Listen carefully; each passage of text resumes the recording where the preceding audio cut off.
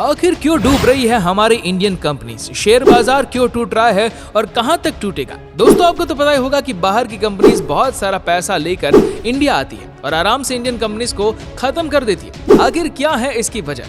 क्या हम लोग ही इंडियन कंपनी को बढ़ावा नहीं देते इसलिए, या इसकी कोई और वजह है? चलिए जानते हैं इंडिया की ऐसी ही एक मशहूर कंपनी पेप्सिको की डूबने की वजह इस वीडियो में।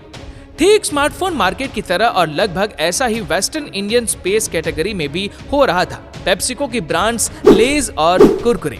2016 में 50% मार्केट लेकर बैठे थे। पेप्सिको के पास सब था, पैसा, पावर, डिस्ट्रीब्यूशन, पर फिर भी 2022 आते आते उसके पास सिर्फ 22% मार्केट शेयर बचा था, यानी कि आधे से बहुत कम। तो जाहिर सी बात है कि लेज और कुरकुरे खाने वाले आजकल कुछ और ही खा रहे। तो बेसिकली वो लोग क्या खा रहे हैं और क्यों खा रहे, आज हम यही देखेंगे। इंडिया का स्नैक्स मार्केट दुनिया का दूसरा सबसे बड़ा और फास्टेस्ट ग्रोइंग मार्केट है, लेकिन फास्टेस्ट ग्रोइंग इंडस्ट्री में पेप्सिको उतना फास्ट नहीं लग रहा जितना वो पहले हुआ करता था, क्योंकि कुछ इंडियन कंपनीज हैं, इन्होंने पेप्सिको की रातों की नींद उड़ा दी है। इनमें से एक कंपनी है जिसने छोटी सी मिठाई की दुकान से शुरुआत की थी और आज वो 60 से ज्यादा कंट्रीज में अपना माल बेच रही है। वो कंपनी है हल्दीराम, जिसे हम सब जानते ही है।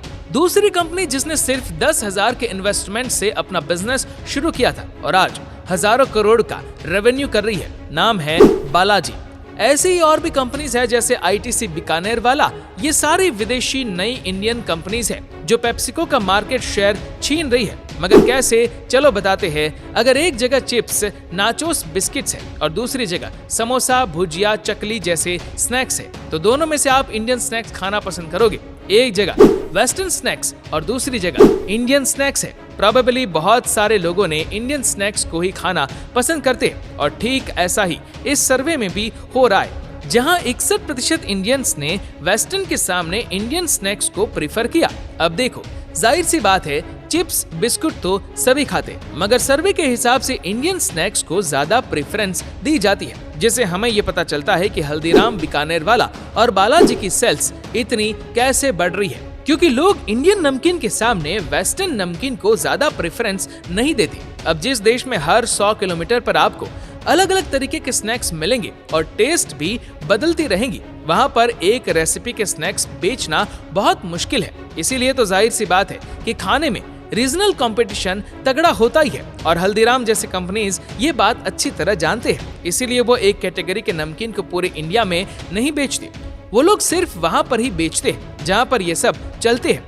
वैसे ही हर स्टेट में अलग अलग नमकीन बनाए जाते हैं और बेचे जाते हैं। जैसे हल्दीराम ने नए डिवोर्स मार्केट को भी कैप्चर किया, बालाजी, आईटीसी जैसे ब्रांड्स भी बहुत पीछे नहीं रहे। इन कंपनीज में भी अपने ब्रांड्स को मार्केट में उतार रखा है और बहुत अच्छी टक्कर भी दे रहे हैं। अब इंडिया का स्नैक मार्केट है ही इतना बड़ा कि धीरे धीरे बड़े नाम आते ही जा रहे हैं। जैसे पार्ले, जिन्हें सिर्फ पार्ले यूज किया, उसमें भी अपने बहुत सारे नमकीन प्रोडक्ट लॉन्च किए। इसका रिस्पॉन्स बहुत अच्छा आया, मगर ये सब होता देख पेप्सिको अपने लेज और कुरकुरे के सहारे ही मार्केट में बने रहना चाहते थे। वैसे दोनों ही ब्रांड्स बहुत बड़े और सक्सेसफुल हैं, लेकिन इनके नंबर्स गिरते हुए दिखे और पेप्सिको ये बिल्कुल बर्दाश्त नहीं कर पाया, क्योंकि पेप्सी की पेप्सी भी पिट रही है। पेप्सी का शुगर कंटेंट इतना ज्यादा होने की वजह से इसे एनर्जी बताया जाता है और वैसे भी पेप्सिको ओवरऑल हेल्थ को खराब कर रहा है। तो उसकी बात नहीं करें तो बेहतर है, क्योंकि अगर बात करेंगे तो एक के बाद एक पूरा इतिहास बताना पड़ जाएगा। ये पेप्सिको की पेप्सी कितनी कंट्रोवर्शियल रही है शुगर के मामले में,